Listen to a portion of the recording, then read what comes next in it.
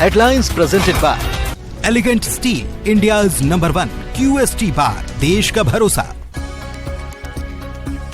दूसरे समन पर भी ईडी ऑफिस नहीं गए सीएम हेमंत सोरेन। मुख्यमंत्री सचिवालय से मैसेज लेकर ईडी ऑफिस पहुंचा कर्मचारी। डुमरी उपचुनाव को लेकर आजसू की ताबड़तोड़ चुनावी सभा। सुदेश महतो ने हेमंत सरकार पर साधा निशाना। पलामू के हुसैनाबाद में कंस्ट्रक्शन कंपनी पर नक्सलियों का हमला। 8 गाड़ियों को फूंका। पूरे इलाके में सर्च ऑपरेशन जारी। पाकुड़ में third line non interlocking work के चलते कई ट्रेनें रद्द। रेल यात्रियों की बढ़ी मुश्किलें। चंद्रयान 3 की सफल लैंडिंग में जमशेदपुर के लाल आशीष शर्मा का अहम योगदान। माता पिता को बधाई देने वालों का लगा तांता। Headlines presented by elegant steel, India's number 1 QST बार, देश का भरोसा।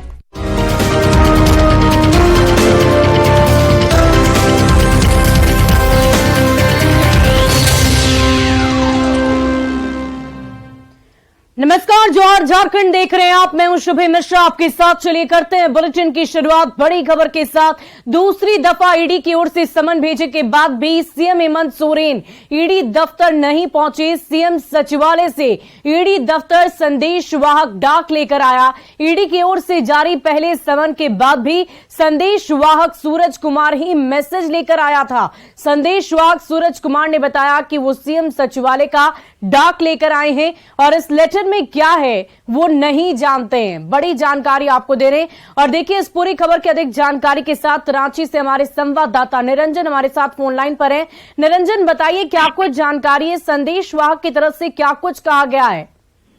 सीएम सचिवालय का संदेश वाहक सूरज कुमार ने बताया कि मैं एक लेटर लेकर आया हूं जो सीएम सचिवालय से दिया गया है। उस लेटर में क्या है, क्या कुछ लिखा हुआ है, इसके बारे में साफ बोलने से इनकार किया। इससे पहले जब पहली बार ईडी के द्वारा समन भेजा गया था 14 अगस्त को, उस समय भी यही सूरज कुमार सीएम सचिवालय से डाक लेकर के ईडी कार्यालय पहुंचा था। आज फिर दूसरी बार 24 अगस्त को सीएम सचिवालय से एक बार फिर सूरज कुमार नामक व्यक्ति यहां पहुंचा।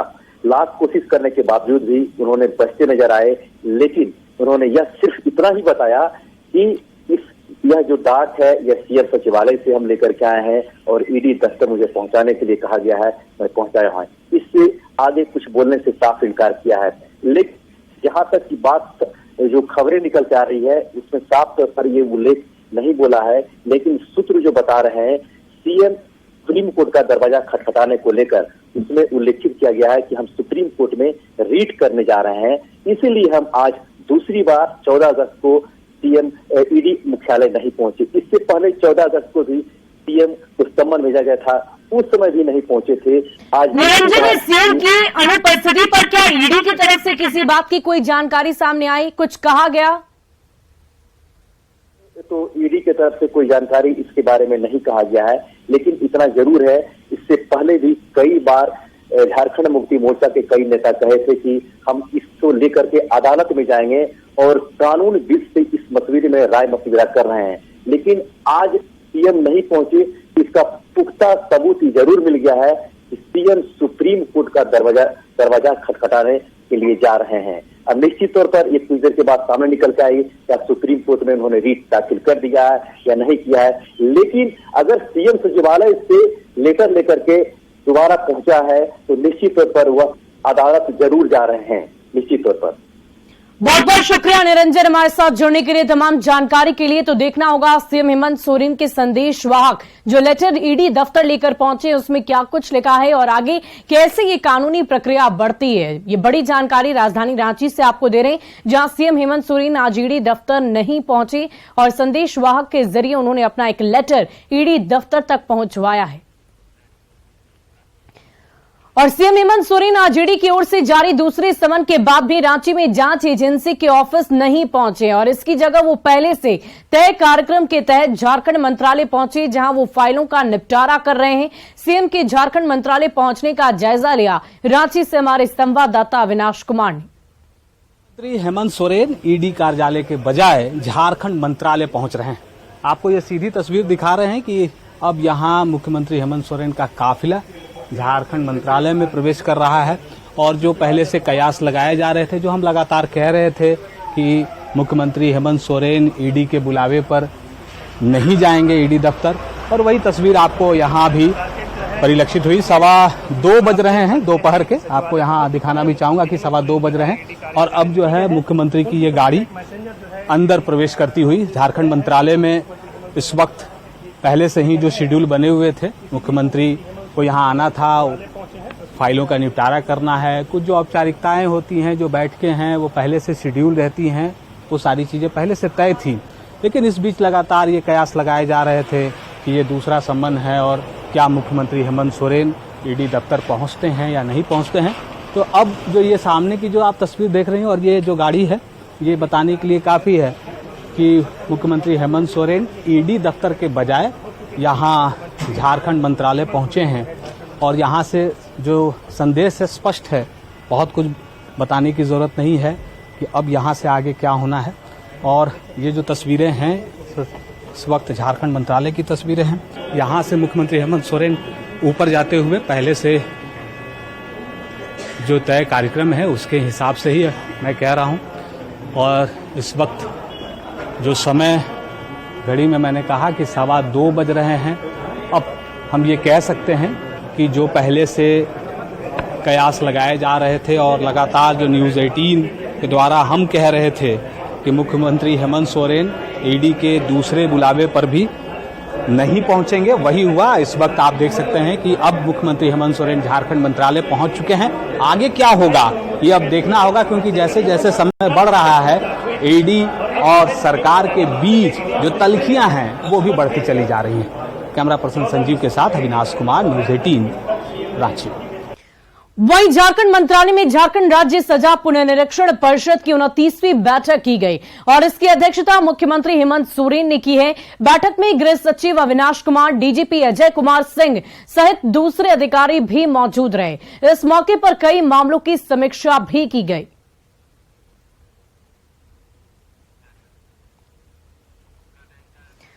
और इधर दूसरे समन पर भी सीएम हेमंत सोरेन के ईडी दफ्तर नहीं जाने पर बीजेपी ने सवाल खड़े कर दिए हैं। बीजेपी विधायक सीपी सिंह ने कहा है कि मुख्यमंत्री हेमंत सोरेन जिस वजह से भी ईडी दफ्तर नहीं जा रहे हों, पर उन्हें सवालों का जवाब तो देना ही पड़ेगा।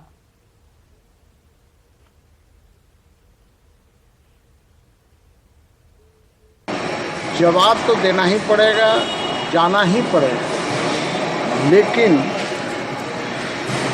इस तरह की चीज़ें जो हो रही है, हो सकता है कि कानूनी सलाह इन्हें मिला हो, नहीं जाएगा तो क्या करेगा। अब कानूनी सलाह के आधार पर यदि वो नहीं गए तो मेरी नज़र में ये गलत है, क्योंकि सबके अपने अपने दायित्व हैं। ईडी अपने दायित्व का निर्वहन कर रहा है। यदि आप उसके पास नहीं जाएंगे, आज न कल तो फिर जाना ही पड़ेगा। कितना दिन आप समय टालिएगा। इसलिए बेहतर ये होगा कि ईडी के पास जाना चाहिए और उसके हर प्रश्न का उत्तर दृढ़ता के साथ देना चाहिए। यदि आप सही हैं तो आपको दिक्कत कहाँ है। वहीं राजधानी रांची समेत कई जिलों में चल रही ईडी की रेड पर बीजेपी ने अपनी प्रतिक्रिया दी है। बीजेपी प्रवक्ता प्रदीप सिन्हा ने कहा है कि गठबंधन की सरकार में भ्रष्टाचार चरम पर है और ऐसे में जब राज्य की एजेंसियां कोई काम नहीं कर रही है तो केंद्रीय एजेंसियों की जिम्मेदारी उन्हें निभानी ही पड़ेगी। जनता मानती है कि मुख्यमंत्री हेमंत सोरेन के रहते कुछ लोगों का मनोबल इतना ऊंचा हो गया कि हम कुछ भी कर लें, हमको कोई कुछ नहीं करेगा। तो जब राज्य की एजेंसियां हाथ पर हाथ धरे बैठी हैं, जो जिन पर भ्रष्टाचार रोकने की जिम्मेदारी है, तो केंद्रीय एजेंसियों को हस्तक्षेप करना पड़ा। आज उसी की वानगी आपको देखने को मिल रही है। कहीं कोई अवैध उत्खनन में पकड़ा जा रहा है, कहीं कोई जमीन घोटाले में पकड़ा जा रहा है। शराब घोटाले के लिए किस तरह से ईडी हाथ पांव मार के लोगों के पीछे पड़ी है। वहीं गिरिडीह की डुमरी विधानसभा क्षेत्र में आजसू अध्यक्ष सुदेश महतो ने कई चुनावी सभाएं की है। इस मौके पर उन्होंने हेमंत सरकार पर जोरदार निशाना साधा और कहा कि गठबंधन की सरकार अनुसूचित जाति के मतदाताओं का वोट तो चाहती है पर उसे उसका हक नहीं देना चाहती। तभी तो हेमंत सरकार में अनुसूचित जाति का कोई भी मंत्री नहीं है। प्रयास कर रहे हैं, वहां उनको रोकने के लिए न केवल झारखंड मुक्ति मोर्चा के तथाकथित जो गुंडे हैं, बल्कि इसके अलावे कहीं कहीं ये सुनने को भी आ रहा है कि सरकारी पदाधिकारी भी इसके हिस्सेदार बन रहे हैं। तो मैं यही कहूंगा सरकारी पदाधिकारी तटस्थ रहें, जो भूमिका उनकी दी गई है, जो जवाबदेही है उसको करें, और ये जो दबाव की राजनीति है इसको तो हम लोग डुमरी से मुक्त कराएंगे, ये हमारा संकल्प है। देश की पहली सरकार होगी जो सरकार चल रही है जिसका मंत्रिमंडल के 11 सदस्यों में एक भी शेड्यूल कास्ट का मिनिस्टर है ही नहीं। आप देख रहे हैं इतनी बड़ी आबादी शेड्यूल कास्ट का, लेकिन ये उनका चेहरा नहीं चाहते, उनका नेतृत्व नहीं चाहते और इनका वोट चाहते हैं। इनको वोट की बड़ी चाहत है, इनको वोट चाहते हैं, वो जानते हैं कि इनके वोट को हम किस तरह से लेंगे और इनका भरोसा अब पब्लिक से नहीं रहा, जनता से नहीं रहा, ये अब गलत रास्ते से अपनाने की कोशिश करेंगे। हम लोग भी काफी मुस्तैदी से हैं, हमारे कैडर, हमारे वोटर तैयार हैं और उनका मनोबल बढ़ाने के लिए कार्यक्रम हमारा है। और चलिए अब बढ़ते हैं अगली खबर की ओर। खबर पाकुड़ से, जहां पुलिस ने महेशपुर के आजाद कॉलोनी में नकली चाय पत्ती और नकली नारियल तेल फैक्ट्री का खुलासा किया है। साथ ही बहुत बड़ी मात्रा में नकली चाय पत्ती और नकली नारियल तेल जब्त कर लिए हैं। मेरिको इंडिया लिमिटेड के प्रमुख जांचकर्ता रंजीत सिंह की मौजूदगी में महेशपुर पुलिस ने आजाद कॉलोनी में छापेमारी की और नकली सामान के खेल का पर्दाफाश कर दिया। अगली खबर भी आपको पाकुड़ से ही बताएं, जहां पाकुड़ साहिबगंज रेलखंड से गुजरने वाली दर्जनों ट्रेनें रद्द होने से यात्री काफी परेशान हो रहे हैं। पूर्व रेलवे के रामपुर हाट से चतरा स्टेशन तक third line non interlocking work चल रहा है और इसे लेकर पाकुड़, मालदा, रांची और भागलपुर के साथ ही एनजेपी रूट की कई एक्सप्रेस और पैसेंजर ट्रेनों को 17 अगस्त से 6 सितंबर तक के लिए रद्द कर दिया गया है और इसके अलावा कई ट्रेनों को डाइवर्ट कर चलाया जा रहा है। हावड़ा मालदा इंटरसिटी एक्सप्रेस और हावड़ा जयनगर को 6 सितंबर तक कैंसिल होने से यात्रियों को काफी परेशानियों का सामना करना पड़ रहा है और इसे लेकर यात्री संघ ने रेलवे अधिकारियों को मांग पत्र सौंपा और रामपुर हाट से बरहरवा के बीच पेट्रोल स्पेशल ट्रेन चलाने की मांग की है।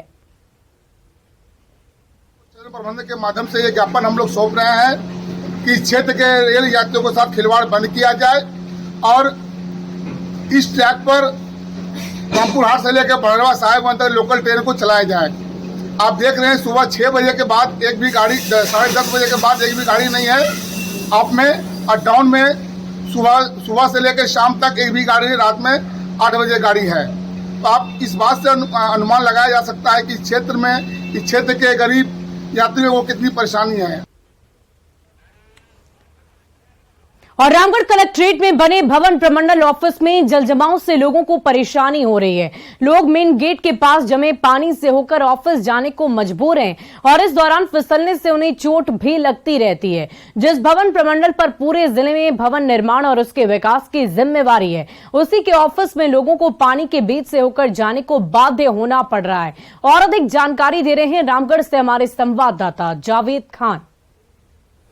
मैं इस वक्त मौजूद हूँ रामगढ़ समाहरणालय स्थित भवन निर्माण प्रमंडल कार्यालय के पास। आप देख सकते हैं कैमरे के माध्यम से यहाँ पर किस तरह से जल जमाव की स्थिति आप देख सकते हैं। लोग आ रहे जा रहे हैं, इसमें दुर्घटना की भी संभावना बनी हुई रह रही है। जिस भवन निर्माण प्रमंडल पर पूरे जिले में भवन निर्माण का यहाँ पर दायित्व है, वो उसका ही स्थिति कैसा है आप देख सकते हैं। चारों ओर पानी फैला हुआ है, इसी पानी में लोग आकर के कार्यालय के अंदर जाते हैं, लेकिन कभी कभी वे दुर्घटना के शिकार भी हो जाते हैं। आप देख सकते हैं किस तरह से यहाँ पर पानी फैला हुआ है। अब भवन निर्माण प्रमंडल के अधिकारी जो हैं इस ओर से बेखबर हैं। सीधे हम बात कराते हैं। क्या आपका नाम है?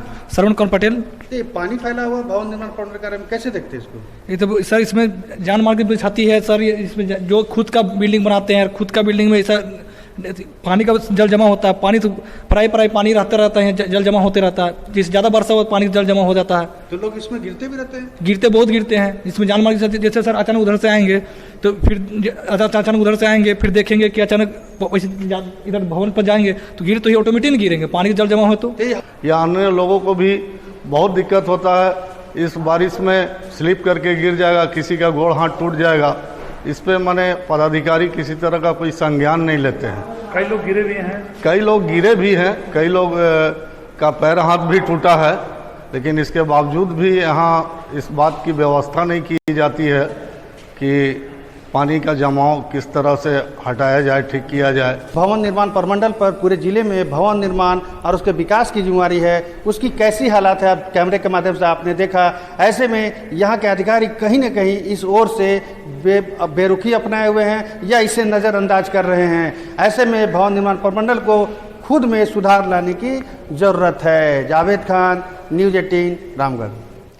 और इधर चंद्रयान 3 की सफल लैंडिंग के साथ ही भारत ने इतिहास रचाया। इसरो के वैज्ञानिकों की टीम में जमशेदपुर के वैज्ञानिक आशीष कुमार शर्मा भी शामिल हैं। मिशन चंद्रयान की सफलता के बाद जमशेदपुर के परसूडी में उनके घर पर बधाई देने वालों का तांता लगा हुआ है। वैज्ञानिक आशीष कुमार शर्मा के परिवार के सदस्यों से बातचीत की हमारे संवाददाता प्रभंजन कुमार ने। हमारे पीछे में यह घर उन वैज्ञानिकों टीम के बीच जमशेदपुर का भी एक वैज्ञानिक है जिसका नाम है आशीष कुमार शर्मा। आप देख सकते हैं कि यह जो घर है यह आशीष कुमार शर्मा का है, जो वैज्ञानिक जो इस टीम में शामिल है जमशेदपुर का भी। और उन्हें बधाई देने के लिए जो लोग हैं आसपास के जमशेदपुर के लोग हैं इनके घर पहुंचते हैं और उन्हें लड्डू खिलाकर उन्हें इस बात की बधाई दे रहे हैं कि कल का जो दिन था वह ऐतिहासिक था। हम लोग बहुत खुश हैं, मैंने परिवार के सभी लोग, हमारे जमशेदपुर वासी भी ही नहीं पूरे भारतवासी मतलब बहुत खुश है और इसका मतलब जश्न मना रहे हैं। उसके लिए मतलब हम भारत के वैज्ञानिक का मतलब बहुत बहुत मतलब आभार हैं कि उन्होंने सफलतापूर्वक चंद्रयान 3 को लॉन्च किया। और उस टीम का एक छोटा सा हिस्सा हमारा पुत्र मतलब आशीष कुमार शर्मा भी था, जिसके ऊपर हम सबको बहुत मतलब गर्व है, बहुत फक्र है। हमारे परसोडी निवासी सभी लोग जश्न मना रहे हैं। एक मतलब सिंगल मिशन था कि हमको भारत के लिए मतलब कुछ करना है, देश के लिए कुछ करना है। तो उन्होंने प्राइवेट नौकरी को ज्वाइन नहीं करके सरकारी नौकरी जिसमें मतलब भारत सरकार का बार्क का मतलब या फिर इसरो का इस टाइप का रिसर्च के प्रति उनका जुनून था। और वो पहले ही प्रयास उन्होंने मतलब इसरो का मतलब जो भी रिटर्न हो या इंटरव्यू हो सारा को क्रैक करके 2016 का मई महीना में वो ज्वाइन किए हैं। खुशियाँ मनाना चाहिए, दुनिया के भारत में जितना है सबको खूब खुशियाँ मनाना चाहिए, एकदम अच्छा जो नाम रोशन हो जाए। चंद्रयान 3 जब लॉन्चिंग की, हाँ जी, तो कैसा लग रहा था? बहुत बहुत मतलब उस समय तो बोल नहीं सक रहे हैं। उस समय तो ऐसा मतलब ये था क्या बोले, बहुत खुशी मतलब कुछ क्षण के लिए तो जिस टाइम थोड़ा सा कुछ के सांस जैसा लगा अटक गई हमारी, और जैसे सक्सेस हुआ तो बहुत काफी मतलब खुशी हुई। वो हमारे लिए बहुत गर्व की बात है कि हमारे क्षेत्र का एक ऐसा लड़का है जो कि बहुत ऐसी जगह जाके स्टे किया हुआ है जो कि बहुत गर्व महसूस वाली बात है। तो हम लोग बगल के हैं, वही फैमिली को एक आभार प्रकट करने के लिए आए हैं। जो हमारे देश के जो वैज्ञानिक है वो और भी ऐसा काम करेंगे जो हमारा देश एक शक्तिशाली देश बनेगा, विश्व गुरु बनेगा। प्रभंजन कुमार, न्यूज़ 18 जमशेदपुर। और अगली खबर हजारीबाग से, जहां साइट सेवर्स और Jharkhand state livelihood promotion society के संयुक्त प्रयास से लड़कियों को सेल्फ डिफेंस के गुर सिखाए गए। और इस कैंप में 16 दिव्यांग लड़कियां भी शामिल थी जिन्होंने आत्मरक्षा के गुर सीखे। खास बात तो यह है कि इनमें 100% दृष्टि बाधित या फिर कम दृष्टि वाली लड़कियां शामिल हैं।